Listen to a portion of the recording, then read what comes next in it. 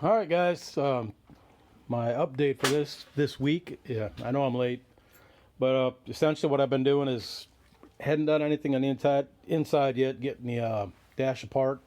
I've been out here doing prep work.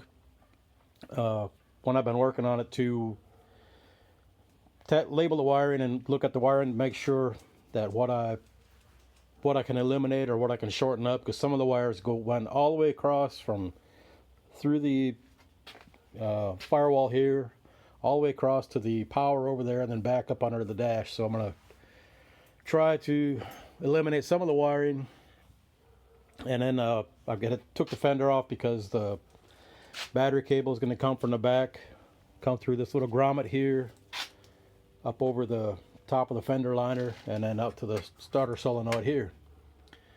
And then of course I got to move the speedometer cable and put a hole in there for the clutch cable when I've got the dash out, and they pretty it up under here as best I can. I may try to get some weight out of this thing. Rod said there's quite a bit of weight. I think he said it weighed 70 or 80 pounds, maybe more.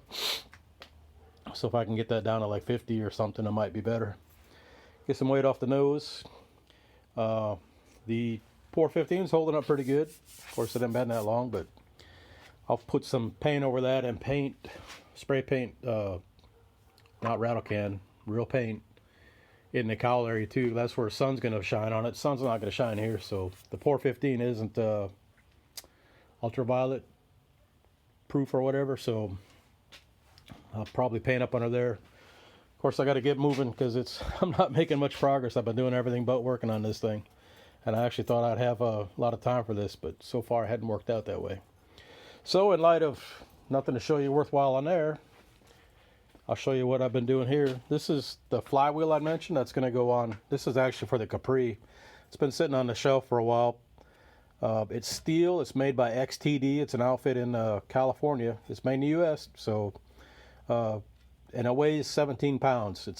Like I said, it's all steel. It's got the bolt-on weight on the back. 20. That's 28 ounce. Or no, this is 50 ounce. I'm sorry. Like I said, this is for Vince's car. And yeah, it's 16.5 pounds. So probably with that weight on there, it's probably close to 17. The aluminum one was 12, and then of course the steel factory one and the steel billet are like 24 pounds. A couple other things I picked up are two 80 millimeter mass air meters.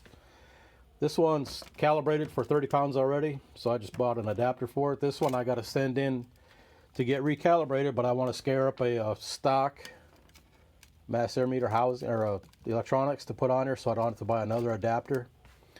If I send them a stock stock electronics, they can do their thing with it and make it ready, calibrated for 30 pounds. And then I got this from Rodney over at Tustin's Show Enough Restorations and Palm Reading. That's a trans-tunnel deal I'd take to get all the spot welds out of it, and got it separated from the trans-tunnel part that was cut off with it. So I'll get that cleaned up. I'm going to dump it in my cleaning vat here, get all this putty off. It's a sealing compound, I guess. Get all that off and get it cleaned up and ready to go into the LTD. And these are the headers for the LTD. I got a set of VRSexhaust.com. I got a set of 3-inch ball sockets that go on here. I'll show them here in a second because I forgot to bring them outside. This is a stock ball socket for a BBK header. They're brand new, and I cut them right off. So these are only like 2.4 inches across. That you can see this one's kind of bent up, which sometimes happen, even though they were packed pretty good. And that's the 3-inch cut off. I'm going to weld on the ball socket that I got from VRS. So this will go right onto a 3-inch pipe. Like I said, if you got a 2.5-inch pipe, you could probably open that up a little bit if you're so inclined.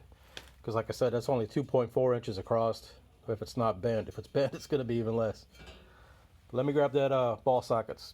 All right. So through the magic of no editing, I just spliced these two clips together. This is what I get from VRS. You can see it's expanded here, and then got a 3-inch opening, so it's not going to be restrictive at all. And all I'm going to do is cut off like right about here, all the way around, and then take that little section there and weld it on there. And poof, I got 3-inch ball sockets. I can hook up a 3-inch X pipe, and it goes on that turd there. So I guess that's about the extent of what we got. I got some other stuff here on the bench. You know, I got the AFRs for the LTD, those things.